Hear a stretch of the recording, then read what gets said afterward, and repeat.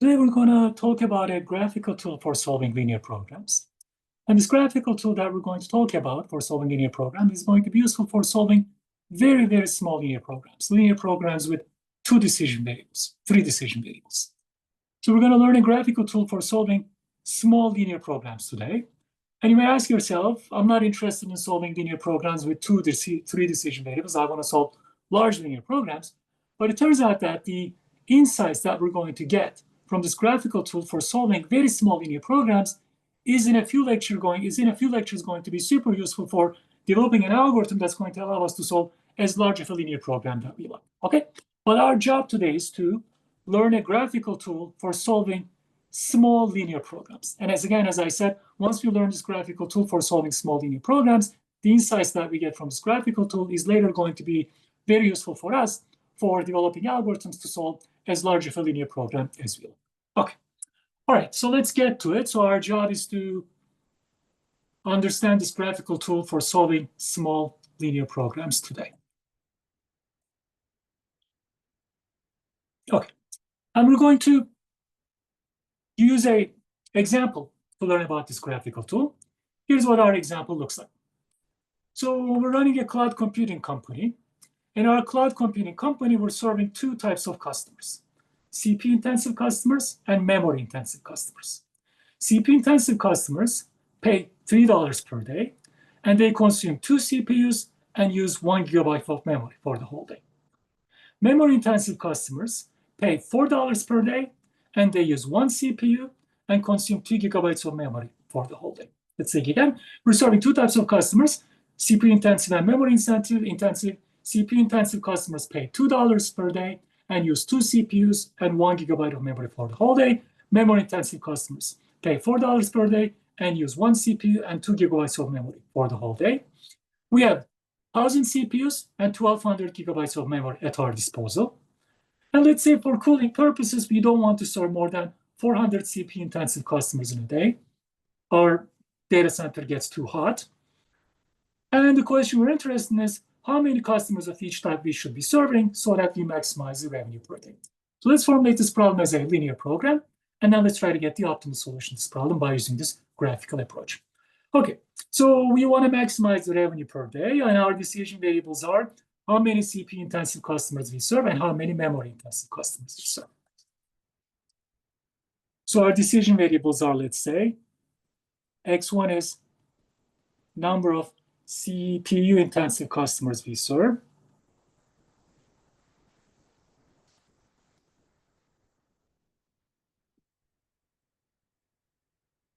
And our other decision variable, little x2, is number of memory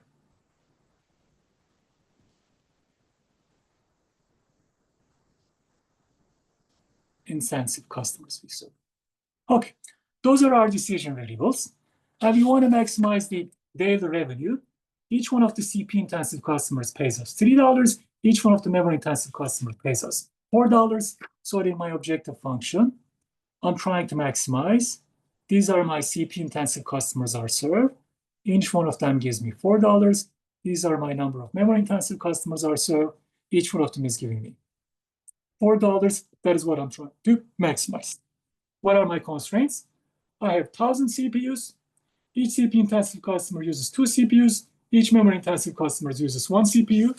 So then my CPU constraint is each CPU-intensive customer uses 2 CPU. Each memory-intensive customer uses 1 CPU. So that's the total number of CPUs that I consume.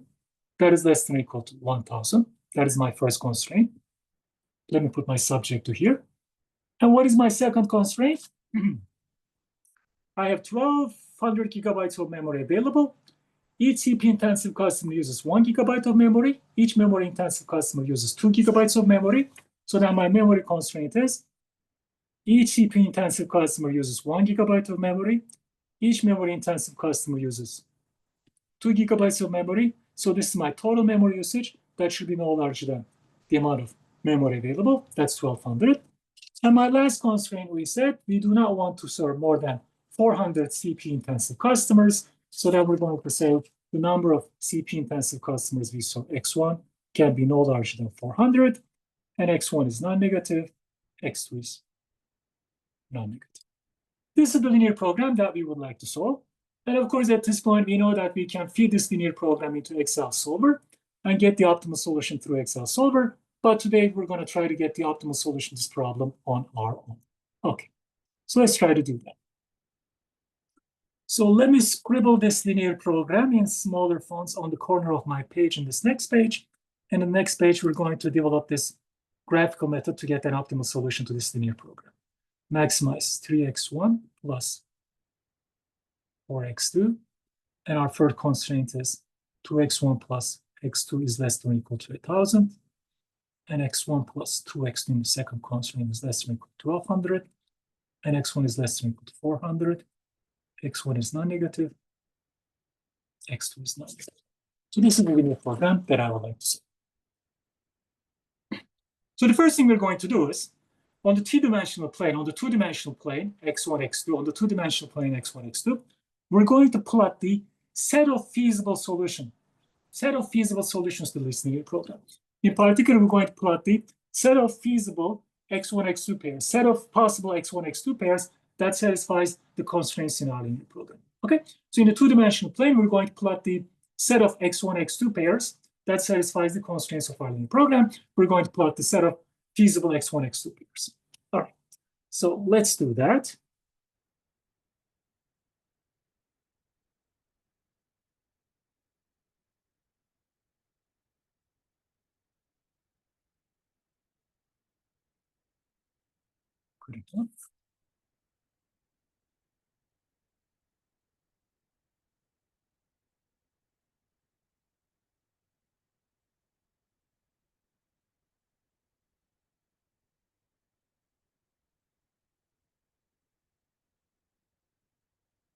Okay, this axis is going to be x1. It's going to be reserved for x1, our first decision variable. This axis is going to be reserved for x2. Let's say 200, 400, 600, 800, 1,000. Well, let's say 1,200, 200, 400, 600, 800, 1,000, and 1,200. Good. Let's plot the set of x1, x2 pairs that satisfies our first constraint. Let's plot the set of x1, x2 pairs that satisfies our first constraint. So our first constraint is what? 2x1 plus x2 is less than or equal to 1,000. Let's plot the set of x1, x2 pairs that satisfies the first constraint. In order to do that, let me write my first constraint as an equality, in equality form. And I'm going to do that in this corner. 2x1 plus x2 equals 1,000. 2x1 plus x2 equals 1,000. So now, if I plot 2x1 plus x2 equals 1,000, the equation 2x1 plus x2 equals 1,000 characterizes a line in this two-dimensional plane. Let's plot that line. Let's plot that line. If I want to plot the line 2x1 plus x2 equals 1,000, if I want to plot the line 2x1 plus x2 equals 1,000, if x2 is equal to 0, x1 is going to be equal to 500. So that line is going to pass through x1 equals 500 point. And if x1 is equal to 0, x2 is going to be equal to 1,000. So that's going to pass at x2 is equal to 1,000 point. So if I plot this line, it's going to be the line that passes through on the x-axis, x1 equals to 500. On the y-axis, st is equal to 1,000. Here is that line. Here is that. Good. So this is my first constraint. This is my first constraint. And it corresponds to, or this is my first constraint, equality version of my first constraint. 2x1 plus x2 equals 1,000.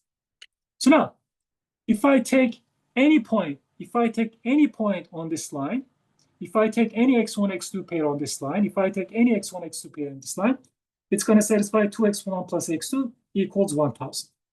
So then the points on one side of the line is going to satisfy 2x1 plus x2 less than or equal to 1,000, and the points on the other side of the line is going to satisfy 2x1 plus x2 greater than or equal to 1,000. To understand which side of is which, you just take a test point. Let's take the test point 0 and 0 as origin. Let's take the origin as our test point, 0 and 0. x1 equals 0, x2 equals 0. x1 equals 0, x2 equals to 0. 2x1 plus 2x2 is going to give me equal to 0. So then the origin side of this line gives me the side where 2x1 plus x2 is less than or equal to 1,000, right? 2x1 plus x2, 2 times 0 plus 0 is 0. 0 is less than or equal to 1,000. So then the origin side of this line gives me x1, x2 pairs such that 2x1 plus x2 is less than or equal to 1,000. And my constraint is indeed 2x1 plus x2 is less than or equal to 1,000. So then the set of points, set of x1, x2 pairs that satisfies the first constraint are all the points to the left and to the bottom on this side of this line, on this side of this line. And here's how we shaded it, okay? So if I take any point to the left and below of this first line, that is going to satisfy 2x1 plus x2 is less than or equal to 1,000. That is going to satisfy my first constraint. Good. So now let's let's try to do the same thing for our second constraint. Let's write our second constraint in equality form. That is x1 plus 2x2 equals 1,200. Let's plot this line on the two-dimensional plane. So let's plot the line x1 plus 2x2 equals 1,200.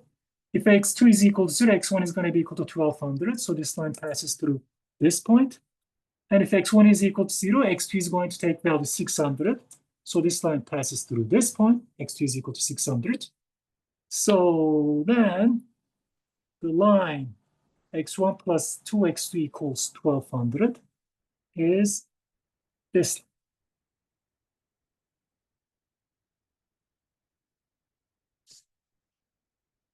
Good. So this is my second constraint, written in equality form, if you will.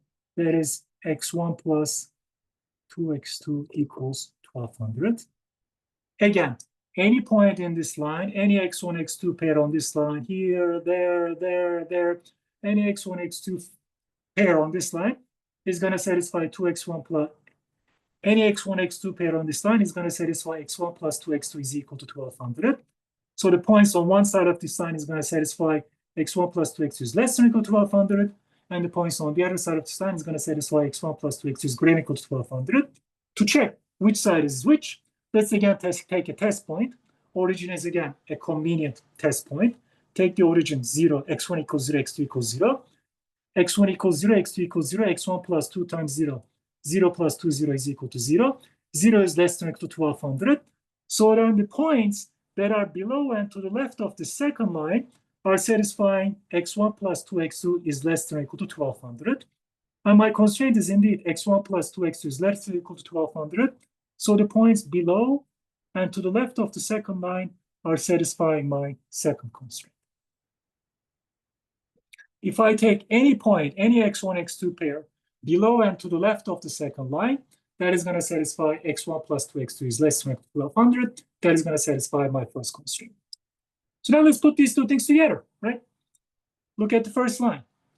The points to the left and below of the first line are going to satisfy my first constraint.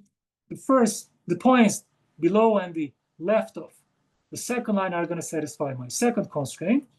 I want points that satisfy my both first constraint and the second constraint.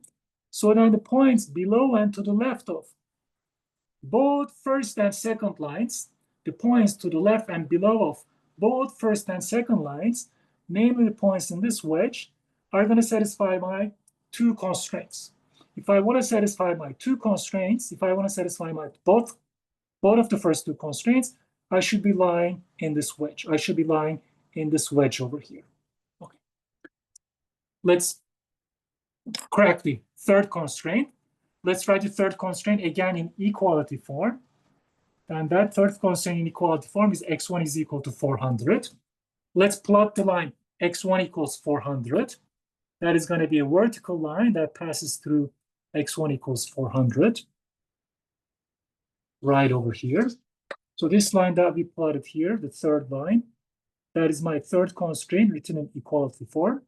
Again, the points on one side of the line is going to be x1 less than 400. The points on the other side of the line is going to be x1 is greater than or equal to 400. Take the test point origin. x1 equals 0, x2 equals 0. 0, x1 equals 0, x2 equals 0. 0, x1, 0 is less than or equal to 400. And indeed, the origin side of this line, satisfies the third constraint. So then I want to lie to the origin side of this line. I want to lie to the left of this line. left of the third line. So now putting it all together, if I want to satisfy my first constraint, I want to be to the left and right of this. I want to be to the left and below this first line. If I want to satisfy my second constraint, I want to be to the left and below of the second line. If I want to satisfy my third constraint, I want to be to the left of the third line.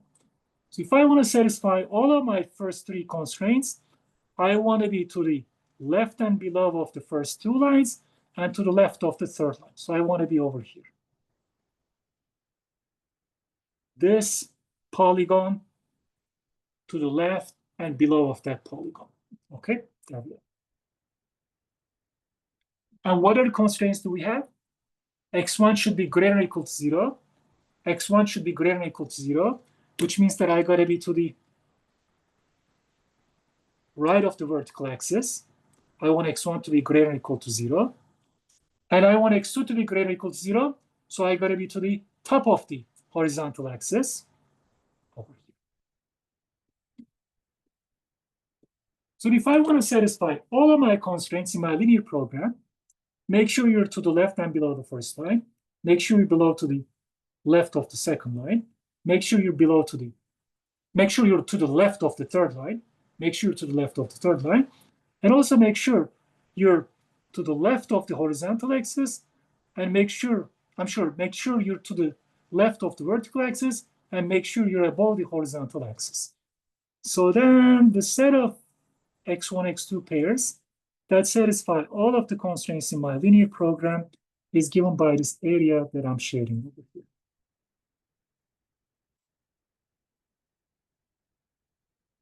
Here we go.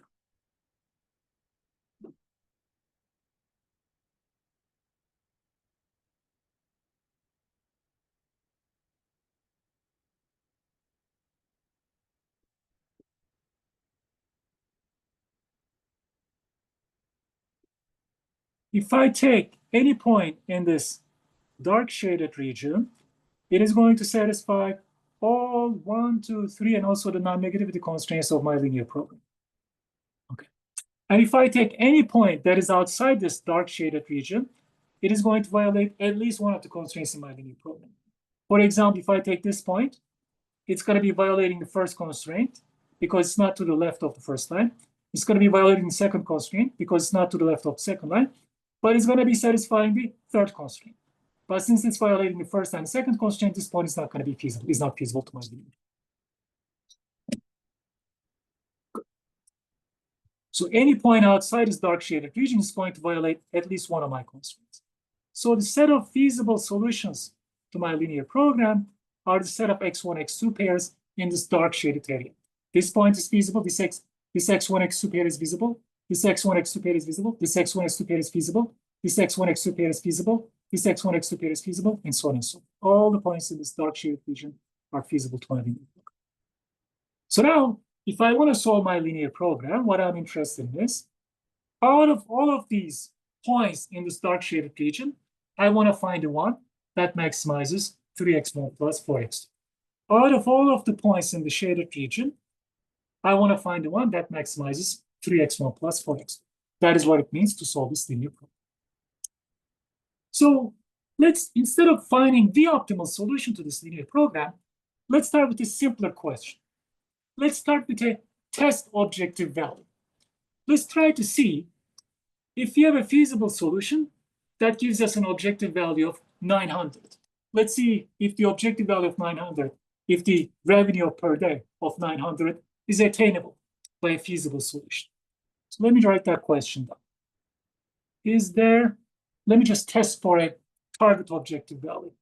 Is there a feasible solution that gives an objective value of 900? Why 900? I just picked that random. It's just perfectly random. Okay. Is there a feasible solution that gives an objective value of 900? In other words, is there a feasible X1, X2 pair such that 3x1 plus 4x2 equals 900? That's the question that we're trying to answer. Okay. Is there a feasible x1, x2 pair that gives us an objective value of 900? Is there a feasible x1, x2 pair such that 3x1 plus 4x2 is equal to 900? Let's try to answer that question first. Let's try to sort of check for a target objective value. Is there a feasible solution that attains an objective value of 900? Is there a feasible solution such that 3x1 plus 4x2 equals 900? Let's plot the line 3x1 plus 4x2 equals 900 on the two-dimensional plane. Let's plot the line 3x1 plus 4x2 equals 900 on the two-dimensional plane. If x2 is equal to 0, x1 is going to be 900 divided by 3, so that's 300. So 300 is 200 here, is 400 is here, 300 is right over here. And x1 is equal to 0, x2 is going to be 900 divided by 4. 900 divided by 4 is 225. 400, 200, that's 300. That is 250. That's 250. That's 220. So on the line 3x1 plus 4x2 equals 900 is passing through these 2 points. Let's plot that. So this is the line, this is the line, this is the line. 3x1 plus 4x2 equals 900.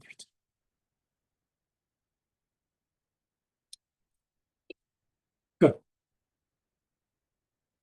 So that's the line 3x1 plus 4x equals 900. So now let's ask ourselves, is there a feasible x1, x2 pair such that 3x1 plus 4x2 equals 900? Is there a feasible x1, x2 pair such that 3x1 plus 4x2 equals 900? Any point on this red line over here satisfies 3x1 plus 4x2 equals 900. Any point in the dark shaded area is a feasible solution. So then this is a feasible solution. This point over here is a feasible solution. It's in the dark region that satisfies 3x1 plus 4x2 equals 900. Any point over this point over here is in the dark shaded area, so it's feasible. And it also satisfies 3x1 plus 4x2 equals 900. This point over here is also a feasible solution in the dark shaded region. It also satisfies 3x1 plus 4x2 equals 900. So indeed, then, there exists a feasible x1, x2 pair such that 3x1 plus 4x2 equals 900. There actually exists a lot of x1, x2 pairs that ensures that 3x1 plus 4x2 equals 900. So the answer to this question is yes. The answer to this question is yes.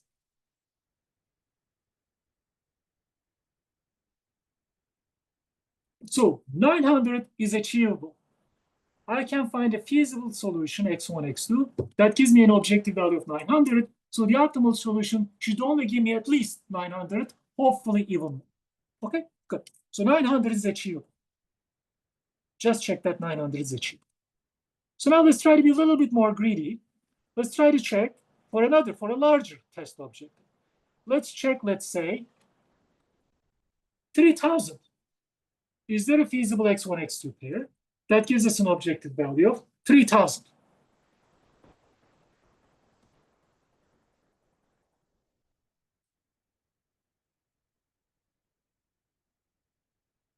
How about, let's say, 3000? Now that I know is 900 is achievable, now that I know that 900 is achievable, let's try to be greedy. How about 900? Is there a feasible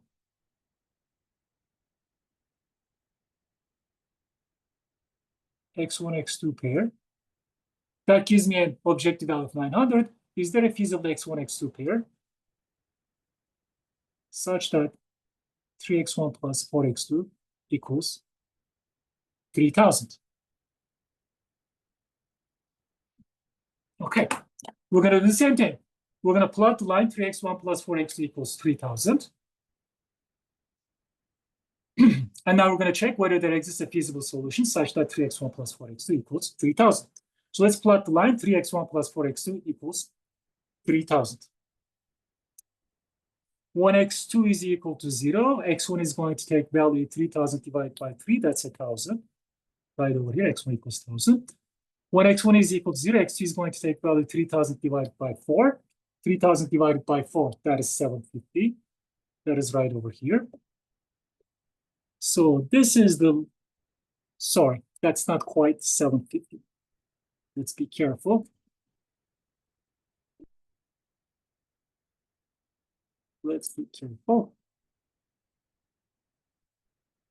Okay, so let's plot this line. 3x1 plus 4x equals 3,000. 1x2 is equal to 0. x1 is going to take value 3,000 divided by 3. That's 1,000. When x1 is equal to 0, x2 is going to take value 3,000 divided by 4. 3,000 divided by 4, that's 750. 600, 800, this is 700. So this is 750 right over here. Good. This is 750.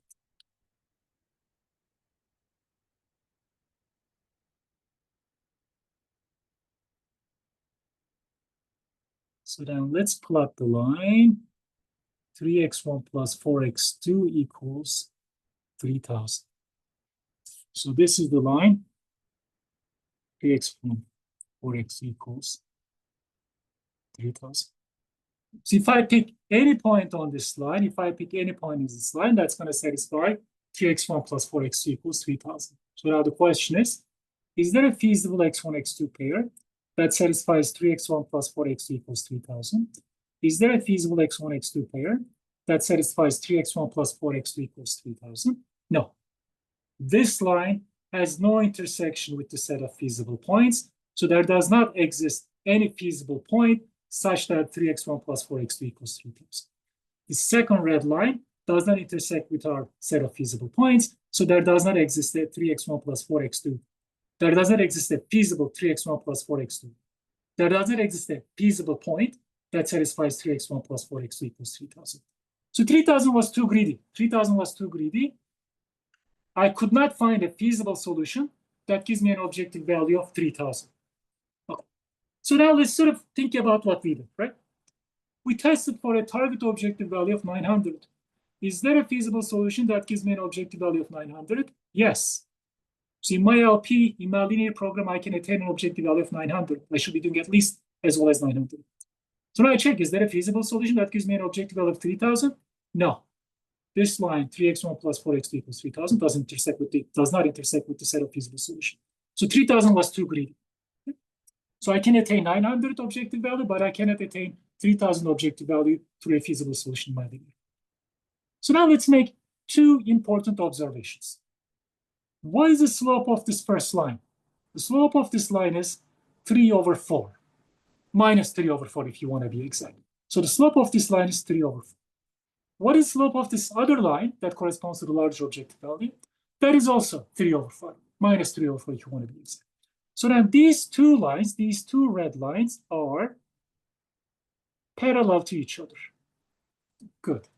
So now one observation that we make is when I'm checking for a target objective value, I'm using parallel lines. So that's one observation. The second observation is that as my target objective value gets larger, the line that I'm using, the test line that I'm using, is shifting towards northeast. This is the line corresponding to a target objective value of 9,000. This is the line corresponding to a target objective value of 3,000. So if my target objective value is getting larger, then the test line that I'm using is shifting towards northeast. So then if I want to solve my linear program, what I want to do is I want to find the largest attainable objective value through a feasible solution. Okay, so I ask you, can I find a feasible x1, x2 pair such that I get an objective value of 900 out of this feasible pair? That is this line. I can attain 900 through a feasible solution. How about 901? How about 902? How about 903? So if I shift the target objective value little by little by little, the line that I'm using to check for the target objective value is going to be shifting towards northeast. So then, is there a feasible x1, x2 pair that gives me an objective value of 900? There is that line. Yes. 901, yes. 902, yes. 905, yes. 910, yes. 1,000, yes. 1,500, yes. 1,700, yes. Is there a feasible solution that gives me an objective value of this much? Whatever that is, yes. Is there a feasible solution that gives me an objective value of this much? Yes. This line, this line, this line is still in contact with the set of feasible solutions. There is that little dark wedge over here. So then, what is the largest I can push my target objective value such that I can still find a feasible solution that gives me that target objective value? What is the largest I can push my target objective value such that I can still find a feasible solution that gives me that target objective value? what I need to do is, to answer that question, I need to push this line parallel to each other as much northeast as possible, as long as I stay in touch with the set of feasible solutions. Here, am I in touch with the set of feasible solutions? Yes. Am I? Yes. Am I? Yes. Am I? Yes. Barely. Am I? Yes. So then the furthest I can push this line with a slope of 3/4 to northeast while staying in touch with the set of feasible solutions is just when this line touches this corner, right over here. Let me plot that line for you. Right over here. Okay. Again, this line is again parallel to the two other lines. It's got a slope of 3/4, and this is this line pushed all the way northeast as much as possible as it stays barely in touch at this corner point with the set of feasible solutions. So now, this is the largest attainable objective value that I can get while staying in touch with the set of feasible solutions. That means that the optimal solution to our linear program, attains at this corner,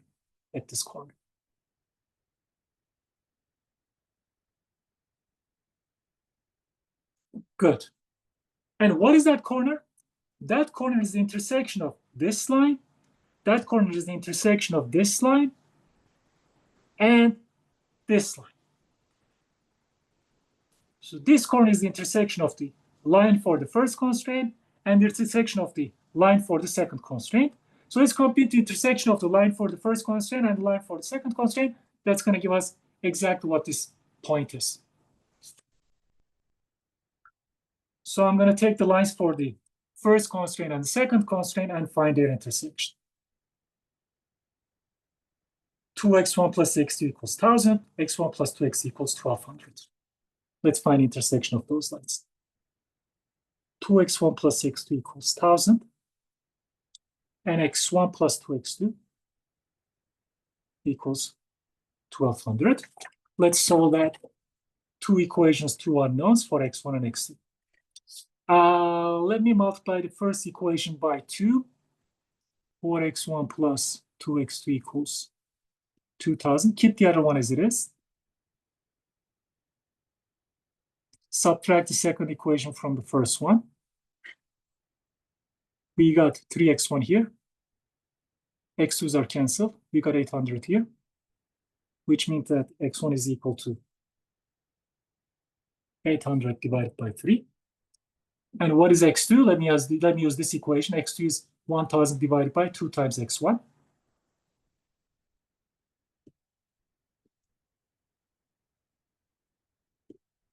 minus 2 times 800 divided by 3. That is 1600 divided by 3. That is 3000 divided by 3. 3000 minus 1600 is 1400 divided by 3. So the optimal solution is x1 equals to 800 divided by 3.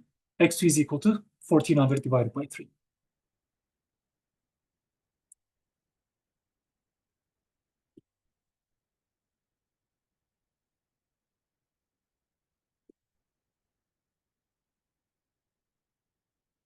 And people put a star on these x's to ensure that it's the optimal objective value. And I'm sorry, people put stars to ensure that this is the optimal solution, x1 star, x2 star. And what is the objective value corresponding to this optimal solution? 3x1 plus 4x2 evaluated at the optimal solution. So the optimal solution is x1 star, x2 star, 800 divided by 3, and 1400 divided by 3, with the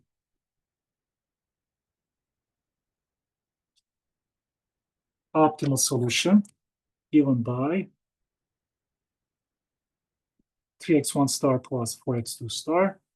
So that is 3 times 800 divided by 3, 4 times 1400 divided by 3. So that's 2400 divided by 3, 5600 divided by 3, 24 plus 56, 80.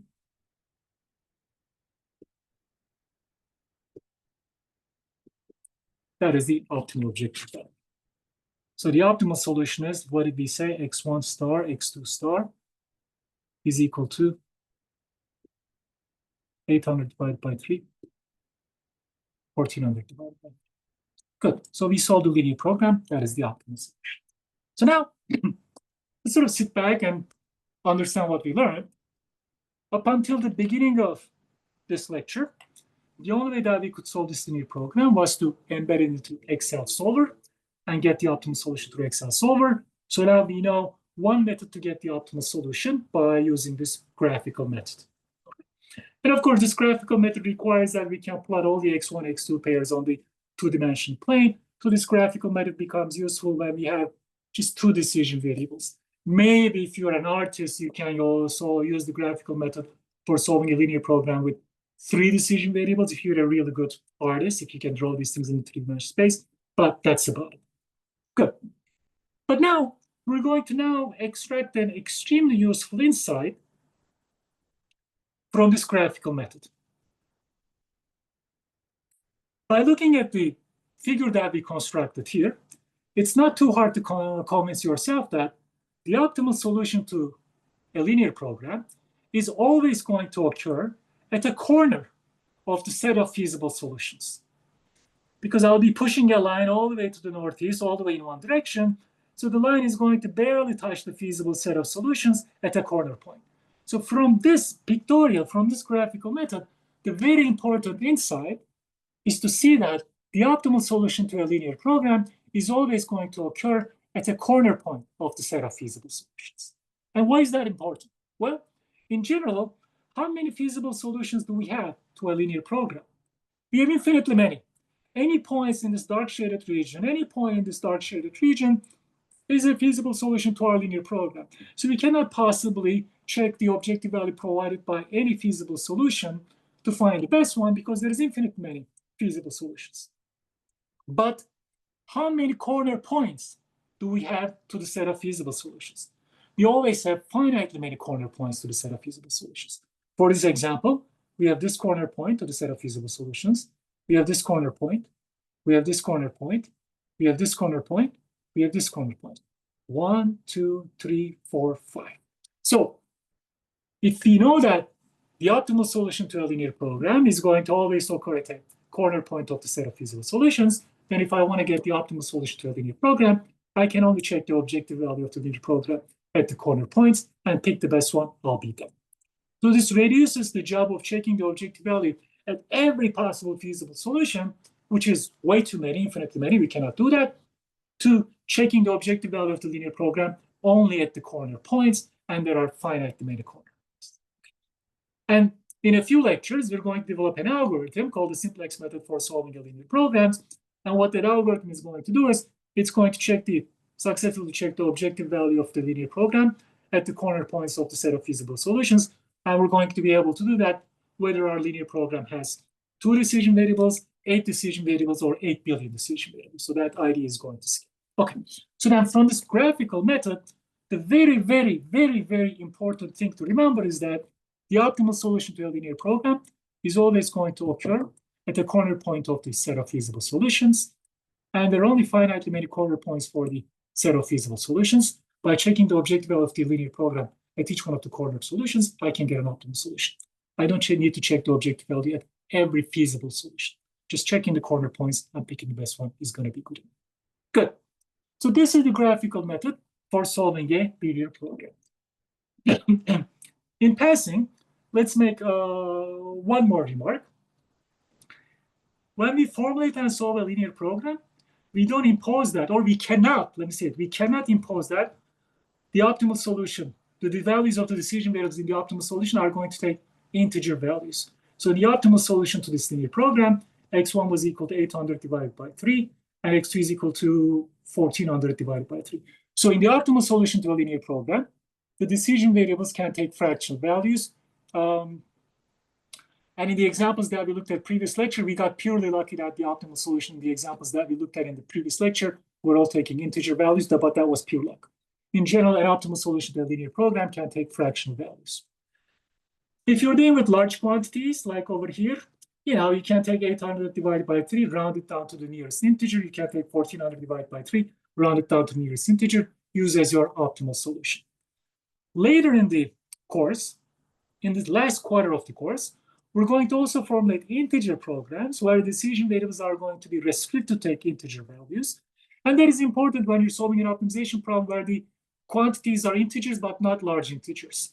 I'm buying 1 unit, 2 units, 3 units. In that case, when your solution is 2.5, whether it's 2 or 3 makes a big difference. So in the last quarter of the course, we're going to be looking at optimization problems where decision variables takes integer values, are required to take integer values. For now, when we formulate and solve a linear program, we do not see it explicitly, but now keep it in mind, our decision variables can take fractional values. Good. So this is the graphical method for solving a linear program. Again, it's useful for solving small linear programs, but the insight we got out of this graphical method is that an optimal solution to a linear program will always happen at a corner point of the set of feasible solutions. Let's sort of play around with this example a little bit more. Let's say instead of having an objective value of 3x1 plus 4x2, let's see what our optimal solution would look like if the objective function was 2x1 plus 4x2. So let's say if the objective function was not 3x1 plus 4x2, but let's say the objective function was 2x1 plus 4x2, namely CPU-intensive customers are paying us $2 per day, and the memory-intensive customers are paying us $4 per day. Let's see what the optimal solution would look like if we change the objective function a little bit. And we're going to learn something about it. So now let's say instead of solving this linear program, let's say we're solving the linear program up, maximize 2x1 plus 4x2 subject to the same constraints.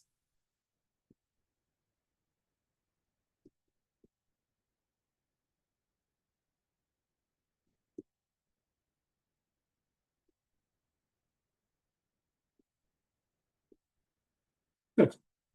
Let's try to solve this linear program. Now that we learned this graphical method, let's try to solve this linear program through our graphical method. We're first going to plot the set of feasible solutions. The constraints didn't change, so the set of feasible solutions is going to be the same. So I'm going to do this relatively quickly because we got the hang of it now.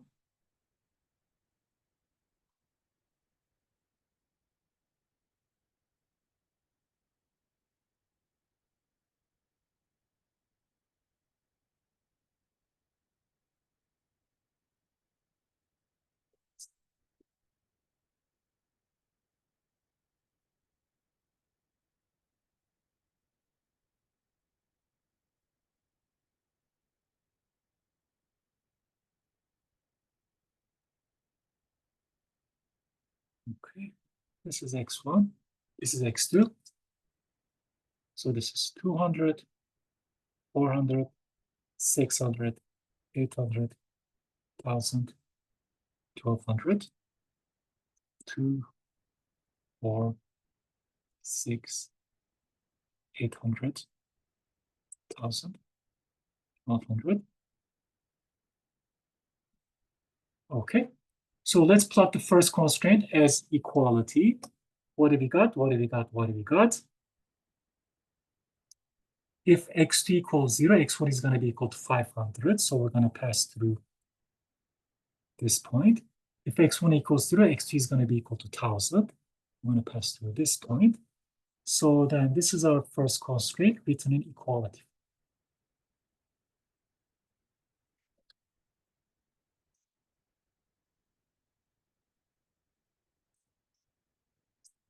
We're repeating what we did before. This is my first constraint. 2x1 plus x2 equals 1,000. Let's plot the second constraint equality form. x1 plus 2x2 equals 1,200. So x1 plus 2 equals 1,200. If x2 is 0, x1 is going to be equal to 1,200. 2x1 plus x2 equals 1,200. 2x1 plus x. Second constraint, x1 plus 2x2 equals 1,200. x1 plus 2x2 equals 1,200. So if x2 is equal to 0, x1 is going to be equal to 1,200. It's right over here. If x1 is equal to 0, x2 is going to be equal to 600 in the second constraint, right over here. Let's plot the second constraint in equality form.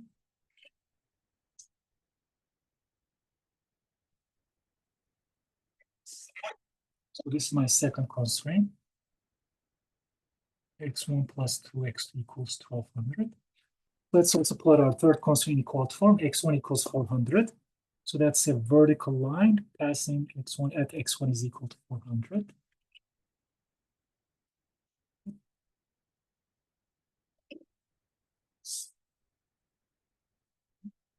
So that is my third constraint, passing at x1 is equal to 400. And we said if I want to satisfy the first constraint, I'm going to be either on this side of this line or the other side of this line. Let's take a test point, origin, 0, 0, 0 plus 0 is 0, satisfying the first constraint, 0 is less than 1000. So I want to be to the origin side of the first line. Similarly, if I want to satisfy the second constraint, I want to be to the origin side of the second line. If I want to satisfy the third constraint, again, take the test point origin, 0, 0, 0 is less than or equal to 400. Indeed, I want to be to the origin side of the third line. So now I want to be to the left and below of the first two lines and to the left of the third line. So I'm going to set a set of points that satisfies all three constraints are below and to the left of all those three lines, right over here. And also I want x1 to be non-negative. So I got to be to the left of the vertical axis if I want x1 to be non-negative. And I want x2 to be non-negative. I got to be above the horizontal axis if I want x2 to be non-negative. So then the set of feasible solutions to my linear program is this polygon here. This is exactly what we did on the previous page. Nothing new here.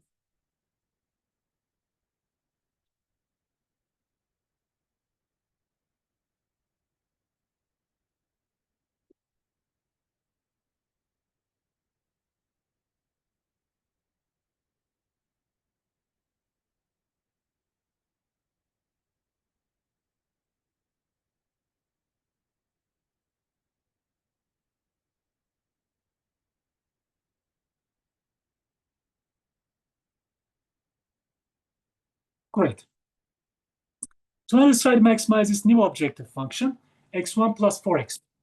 I'm sorry, let's try to maximize new objective function, 2x1 plus 4x2. Let's try to maximize this new objective function, 2x1 plus 4x2. Let's take a test objective. Again, I'm making up a test objective, 800. And let's ask ourselves, does there exist a feasible solution that gives us an objective value of 800? A test objective that we picked arbitrarily. Is there a feasible solution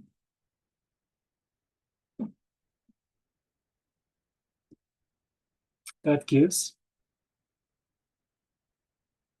an objective value of 800? In other words, is there a feasible x1, x2 pair such that 2x1 plus 4x2 equals 800? So in other words, is there a feasible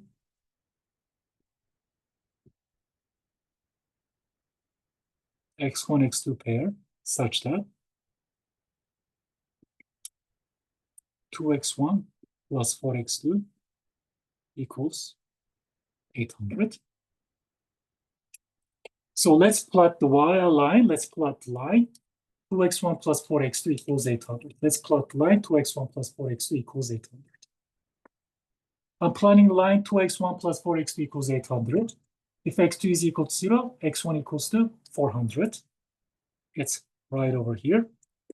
If x1 is equal to 0, x2 is equal to 800 divided by 4. That's a 200 right over here. So then this is the line.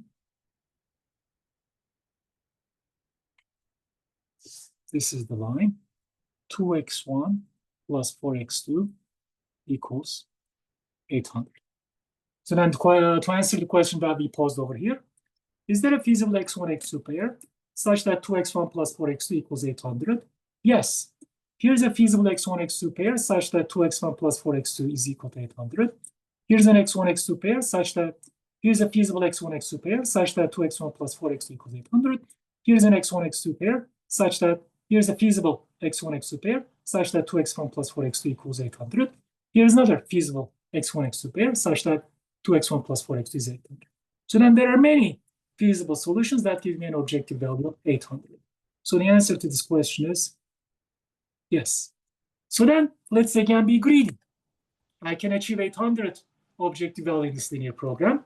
Let me bump the target objective value further and further. Is there a feasible x1, x2 pair that gives us an objective value of 800? Yes. Is there a feasible x1, x2 pair that gives us an objective value of 801? Yes. 802, 804, 805, 806, 812, 850, 900, whatever.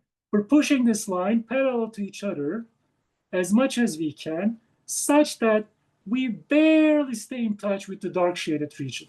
We're pushing this red line parallel to each other, such that we barely stay in touch with the set of feasible solutions.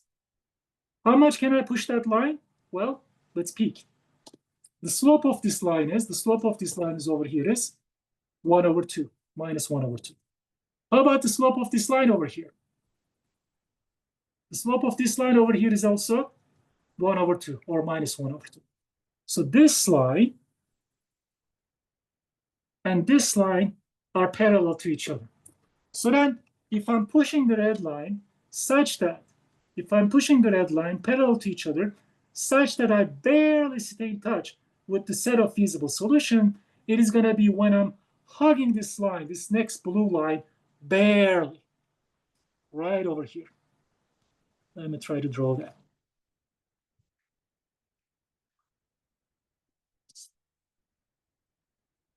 There. And if I push this line a little bit over to the northeast, I'll be getting out of the set of feasible solutions. If I push line a little bit more southwest, then I'm going to be strictly within the set of feasible solutions. So the largest I can push this red line as much as possible, such that I'll be barely within the set of feasible regions, is going to be when I'm hugging the face of this set of feasible solutions, this face of this set of feasible solutions. So that means that all of the solutions, all of the x1, x2 pairs on this face of the set of feasible solutions are optimal. So let me try to draw this a little bit more darkened here.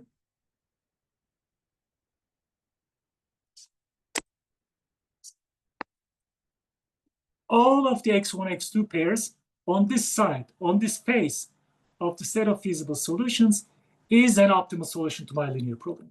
This is an optimal solution to my linear program. This is an optimal solution to my linear program. This is an optimal solution to my linear program. This is an optimal solution to my linear program.